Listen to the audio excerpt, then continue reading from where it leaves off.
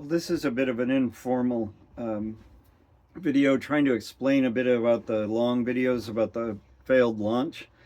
There's many things in that video that you cannot see that were going on, unfortunately, because it was dark and many other factors. First of all, before anyone jumps on the bandwagon about stabilization and more ballast, I am fully aware that that's going to have to be an issue that is addressed once we get it back home. There's several options, and I will be literally weighing the pilot house and all the other appendages to make sure that I've calculated everything. So there is ballast weight in the keel. It clearly wasn't enough, but we were floating fairly stably upright until we got hung up on the trailer. I'm going to try to include a couple of still shots of the trailer, especially where it really got caught. We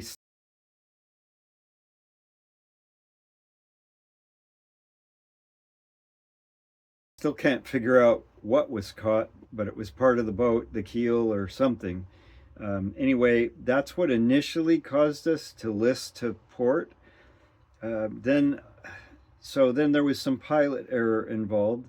Many may remember and may not even understand that an articulating rudder can be used to turn a boat a 180 in just about its own footprint.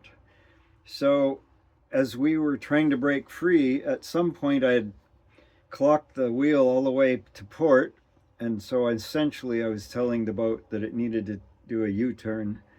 And so when it finally broke free, the U-turn led it straight into the bottom of the bay. And we have pretty good thrust with our electric motor. That could be seen even from shore. So there's two factors. Obviously, stability. It needed more weight in the bottom, but it was stable floating upright. We know that because instead of being lined up on the trailer parallel, by the time we started listing, we had gotten sideways on the trailer, and that's how we got hung up. So there's 6 boat stands, 3 down each side of the trailer to support the bottom of the boat, and they're at different heights depending on where on the boat they came in contact. Now, as the boat lifted and then it got sideways, somehow it got caught between some of those, and perhaps even from the axles. The water was dark, cloudy, and it was dark. It was 10:30 at night, so even with a flashlight we could barely see, but we were well above the trailer when we got hung up. Anyway, so I just wanted to explain those things because you can't see them in the video. Inside the boat, when it broke free, it lurched. I mean, it doesn't maybe look like it in the video, but it jumped forward quite a bit, and it didn't even have a chance to right itself or even float because the port light that was open was 8 inches, and when I looked down there and even thought for a second about trying to close it, it was shooting a column of water in so fast that it just pulled us right to the bottom. Now, thankfully, this was not a deep bay, which was one reason we chose it.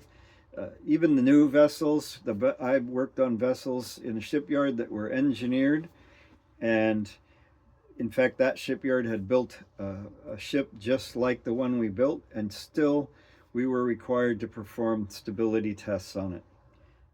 I have a friend that built a brand new boat, a tour boat as a matter of fact. They were doing the stability test. They'd put lead weights in all the seats because it was a passenger vessel to simulate passengers. It had just finished the stability test. Everything went well, and a large super yacht went by at high speed and rocked the boat enough that the lead weight started falling off the seats and fell all to one side, and it flipped the boat even though it passed the stability test.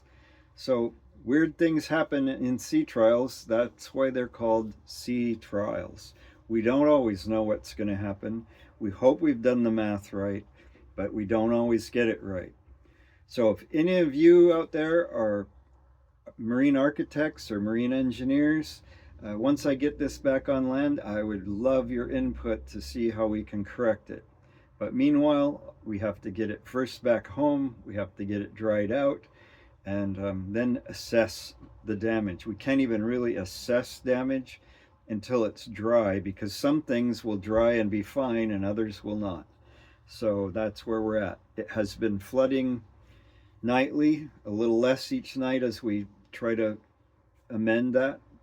Mostly it's coming in where the pilot house meets the lower part of the boat. That was never meant to be watertight, it was always weather tight, and so it lets water in there. I haven't found any other major damage. One railing got damaged because the fenders were on the outside hanging on it, and when they hit the bottom it bent the railing, but that's the only major structural damage. So the good news is, structurally, she is completely sound. She has been drugged now about 300 yards through the muck, stood up 3 times. So if you wonder, we did try standing her up on her keel and chine. Unfortunately, the keel slips out before there's enough water for it to swing true. We've tried staking it, but the tide caught up with us too quickly. So now we have her at the bottom of the ramp. Hopefully Friday there's cranes coming to the boat shop next door, Rosima's boat shop. Great group of guys. They pitched in and have helped me all week. They haven't charged me a cent, and I've known them for a long time, and I really appreciate their help in so many ways. They supplied extra rope and line and manpower, and we got it to where it is. So at least now it's reachable. It's just a matter of getting it upright and on the trailer again. So with that, I like I said, I'm trying to preclude all of the wishful thinkers that think we haven't thought through things. We have a lot more to think through, but right now that's not the time for it. So we will be addressing those issues.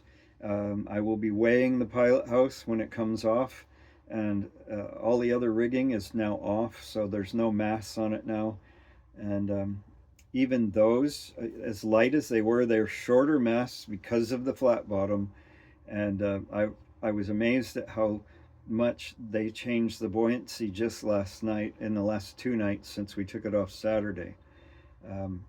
You wouldn't think, they're fairly light, they're just aluminum spars, they're hollow, and the rigging, except for the forestays, were all Dyneema, so it wasn't heavy up there. Nonetheless, that made a difference. So maybe we're not as far off from the weight problem that we think, but we won't know until we get it back and do a proper study.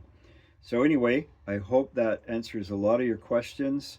I will answer you in the comments as best I can, but if we get mean, that's not gonna get answers. So anyway, I hope that's helpful, and please donate if you can to help with the crane costs. I am retired, as many of you know, and I've dumped every penny I had into getting her out there, and really didn't expect this. So there it is. I hope that you're all well, and we will talk again in the comments.